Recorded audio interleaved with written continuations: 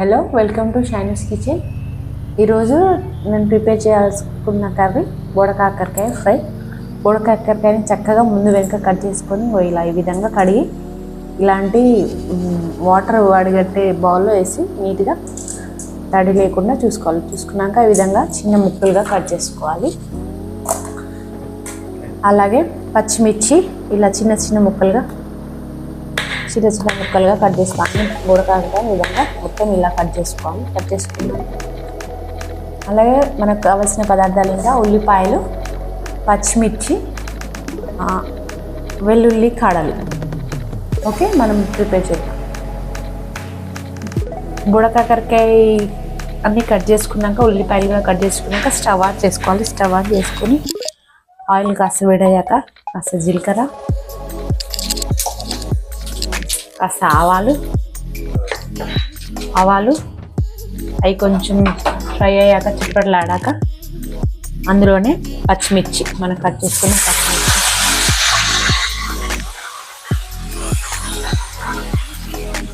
ఇది కాస్త ఫ్రై అయ్యాక ఉల్లికాడలు,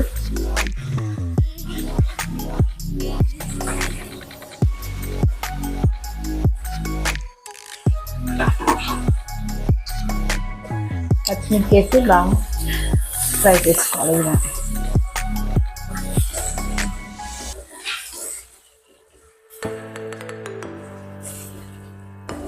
ఇలా పచ్చిమిర్చి మొత్తం ఫ్రై అయ్యేలాగా ఫ్రై చేసుకోవాలి.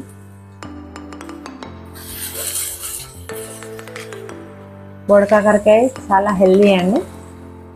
వెజిటేబుల్స్లో బోడకాకరకాయ చాలా హెల్దీ. బోడకాకరకాయ అన్ని సీజన్స్లో దొరకదు కాబట్టి ఓన్లీ ఈ సీజన్లో దొరికినప్పుడు మనం ఎంత వీలైతే అంత బోడకాకరకాయ మనం మెనూలో యాడ్ చేసుకుంటే మనం హెల్దీగా ఉండొచ్చు. ఓకే, పచ్చిమిర్చి ఇలా ఫ్రై అయినాక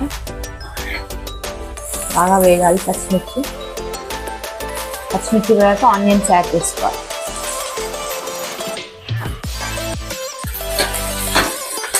ఆనియన్స్ కూడా మొత్తం ఆయిల్లో కలిసేలా ఫ్రై చేసుకోవాలి.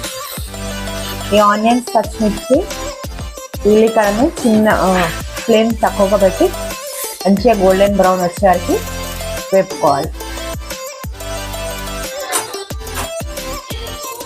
చూడండి, ఆనియన్స్ చాలా చక్కగా ఫ్రై అయిపోయాయి.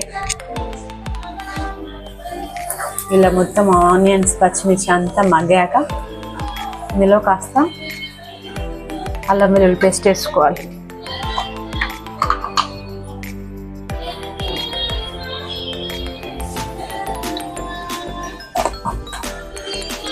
కాస్త అల్లం వెల్లుల్లి పేస్ట్,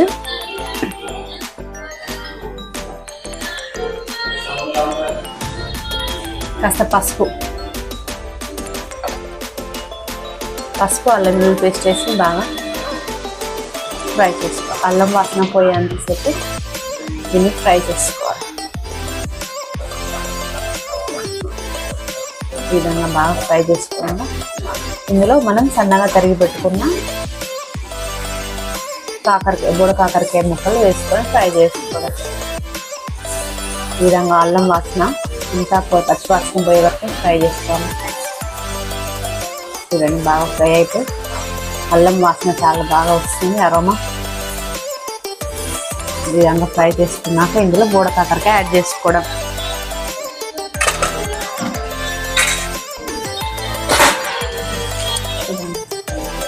బోడకాకరకాయలన్నీ ఇలా వేసుకోవాలి.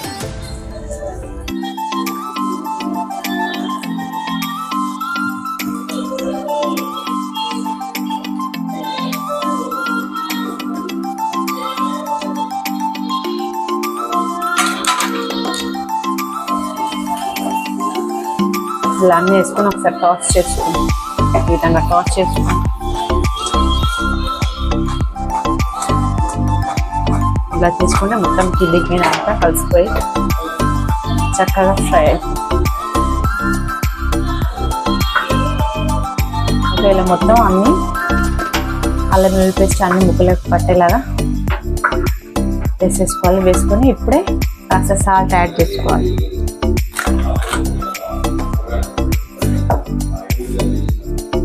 రుచికి సరిపడా సాల్ట్ వేసుకొని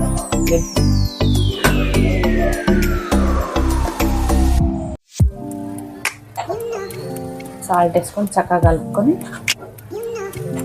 ఒక 10 నిమిషాలు ఉడకనివ్వాలి లిడ్ పెట్టేసి. చూసారు కదా, ఈ విధంగా మగ్గనివ్వాలి. బుడకాకరకాయ వేసి కాసేపు ఒక 10-15 మినిట్స్ ఇలా బాగా ఫ్రై చేసి అంత పచ్చి వాసన పోయేలాగా ఫ్రై చేసుకోవాలి. సాల్ట్ ఆల్రెడీ వేసుకున్నాం కానీ పచ్చి వాసన పోయినాక రుచికి తడిపడ కారం యాడ్ చేసుకోవాలి. 1 స్పూన్ వేసినాను, పచ్చిమిర్చి వేసుకున్నాం కదా ఆల్రెడీ. సో ఓన్లీ 1 స్పూన్ కారం యాడ్ చేసుకోవాలి.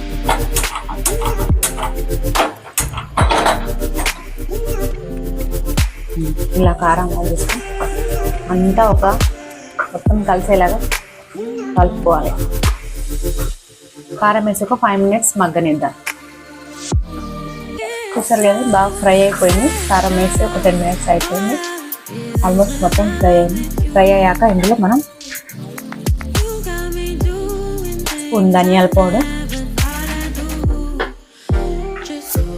చిటికెడు మసాలా, కొంచెం మసాలా యాడ్ చేసుకుని మసాలా వేసుకుని కలిపేసుకొని ఒకసారి కలుపుతాను. లాస్ట్ ఫైనల్లో కొత్తిమీర యాడ్ చేసుకున్నాం.